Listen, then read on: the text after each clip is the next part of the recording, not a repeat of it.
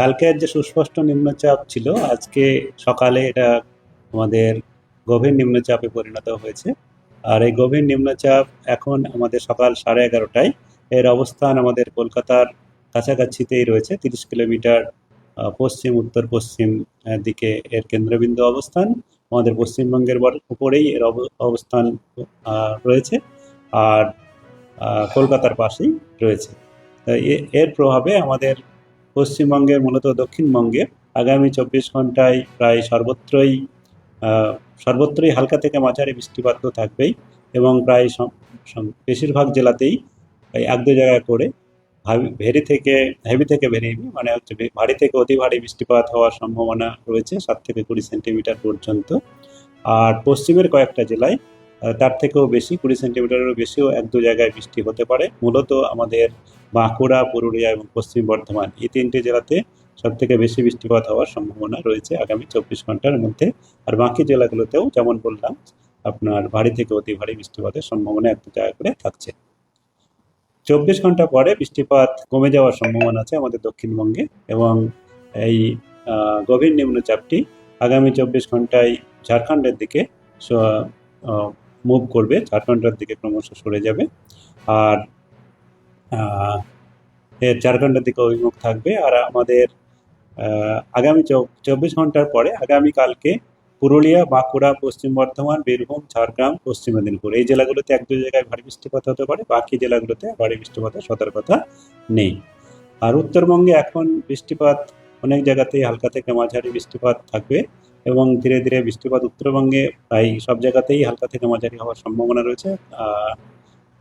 তবে ভারী বৃষ্টিপাতের সতর্কতা রয়েছে, এক দু জায়গায় হতে পারে, তবে তেমন যেমন দক্ষিণবঙ্গে যেভাবে বৃষ্টি হবে সেইভাবে উত্তরবঙ্গে ভারী বৃষ্টিপাতের সতর্কতা নেই। কেবলমাত্র এক দু জায়গাতেই ভারী বৃষ্টিপাত হতে পারে। উত্তরবঙ্গে মূলত বৃষ্টিপাতের পরিমাণ তো বেশিই থাকে নর্মালি, এক দু জায়গায় ভারী বৃষ্টিপাত মোটামুটি স্বাভাবিকের কাছাকাছি থাকে। আর দার্জিলিং, কালিম্পং, জলপাইগুড়ি যেমন আগামী 24 ঘন্টায়, তারপরে দার্জিলিং, জলপাইগুড়ি, আলিপুরদুয়ার এই জেলাগুলির মধ্যে এক দু জায়গায় ভারী বৃষ্টিপাত হতে পারে। আর আমাদের আরেকটা যেটা বড় সতর্কতা রয়েছে সেটা হচ্ছে আমাদের মৎস্যজীবীদের সমুদ্রে যেতে মানা করা হয়েছে আজ এবং কাল। কারণ আমাদের বঙ্গোপসাগর এবং উপকূল অঞ্চল, পশ্চিমবঙ্গ, বাংলাদেশ এবং উড়িষ্যা উপকূল অঞ্চলে দমকা হাওয়া থাকার সম্ভাবনা রয়েছে। 40 থেকে 50, সর্বোচ্চ 60 কিলোমিটার পর্যন্ত দমকায় যেতে পারে। তার সঙ্গে সঙ্গে বৃষ্টিপাত হচ্ছে, তার জন্যে মৎস্যজীবীদের আগামী 48 ঘন্টা আজ এবং কাল সমুদ্রে যেতে মানা করা হয়েছে। কলকাতা তার পার্শ্ববর্তী অঞ্চলে আগামী 24 ঘন্টায় মাঝে মধ্যেই হালকা থেকে মাঝারি বৃষ্টিপাত হবে আর হওয়ার সম্ভাবনা থাকছে। আর সর্বমোট এবং এক দু পশলা তীব্র বৃষ্টিপাতও হওয়ার সম্ভাবনা রয়েছে, যেটা আমাদের আওয়ারলি 2 থেকে 3 সেন্টিমিটার পর্যন্ত হয়ে থাকে। সর্বমোটভাবে কলকাতাতেও ভারী বৃষ্টিপাত বা অতি ভারী বৃষ্টিপাত হয়ে যেতে পারে 24 ঘন্টা। আজ কোথায় কোথায় রেড অ্যালার্ট এবং কবে থেকে আবহাওয়ার উন্নতি? হ্যাঁ, যেটা আমি বললাম যে আগামী 24 ঘন্টা পরে আবহাওয়ার উন্নতি ধীরে ধীরে হবে। আমাদের যেমন পূর্বের দিকে জেলাগুলোতে, যেমন পশ্চিমের জেলাগুলি ছাড়া, যেমন বাঁকুড়া, পুরুলিয়া, পশ্চিম বর্ধমান, বীরভূম, ঝাড়গ্রাম, পশ্চিম মেদিনীপুর এই জেলাগুলোতে আগামীকালও বৃষ্টিপাত থাকবে হালকা থেকে মাঝারি, তবে বৃষ্টিপাতের তীব্রতা কমবে, সেখানে আগামীকাল ভারী বৃষ্টিপাত থাকবে। আর বাকি জেলাগুলোতে ভারী বৃষ্টিপাতের সতর্কতা থাকছে না, আগামীকাল থেকেই আবহাওয়ার উন্নতি হবে। তারপরে 19 তারিখে আমাদের কোথাও দক্ষিণবঙ্গের জন্যে ভারী বৃষ্টিপাতের সতর্কতা নেই, তবে মৌসুমি বায়ু যেহেতু আমাদের এখন মৌসুমি অক্ষরেখা আমাদের রাজ্যের মধ্যে দিয়ে থাকবে, তার জন্যে বৃষ্টিপাত তো হালকা থেকে মাঝারি অনেক জায়গাতেই কন্টিনিউ করবে। রেড অ্যালার্ট মূলত আমরা দিয়ে থাকি এই সময় অত্যন্ত ভারী বৃষ্টিপাতের জন্য, সেগুলি রয়েছে পুরুলিয়া, বাঁকুড়া এবং পশ্চিম বর্ধমান জেলা। বাকি জেলাগুলোতে কমলা সতর্কতা রয়েছে। না, মেঘ ভাঙা বৃষ্টি তো সেরকম আমাদের হয়নি, কারণ হচ্ছে মেঘ ভাঙা বৃষ্টি যেটা সেটা হচ্ছে আমাদের ক্রাইটেরিয়া, সেরকম ক্রাইটেরিয়া তেমন এখনো পর্যন্ত আমাদের এই বছরে হয়নি। আর যেটা আপনি বলতে চাইছেন, আমার মনে হয় যেটা তীব্র বৃষ্টিপাত, সেটা মনসুনের সিজনে বা মৌসুমি বায়ুর প্রভাবের সঙ্গে, মৌসুমি বায়ুর সঙ্গে প্রচুর জলীয় বাষ্প থাকে, তার মধ্যে যখন মাঝে মধ্যে যখন আমাদের তাপমাত্রা কিছুটা সময় সূর্যালোক ওঠে এবং তাপমাত্রা বেড়ে যায়, তখন সেই সময়ে বজ্রগর্ভ মেঘ সঞ্চার হয়ে 1 বা 2 ঘন্টায় 5-6 সেন্টিমিটার বৃষ্টি হয়ে যেতে পারে।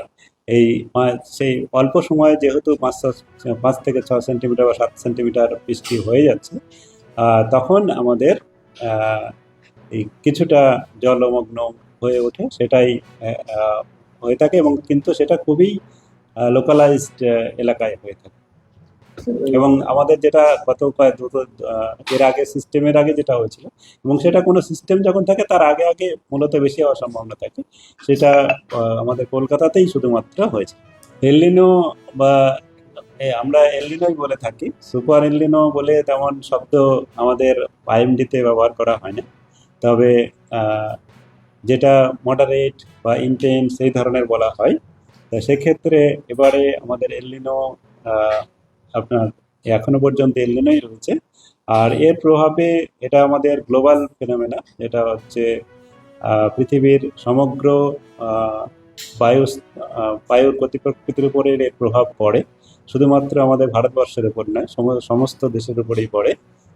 তবে এটি একমাত্র প্রভাবকারী তা নয়, আরও অন্যান্য প্রভাব বিস্তারকারী প্যারামিটার রয়েছে।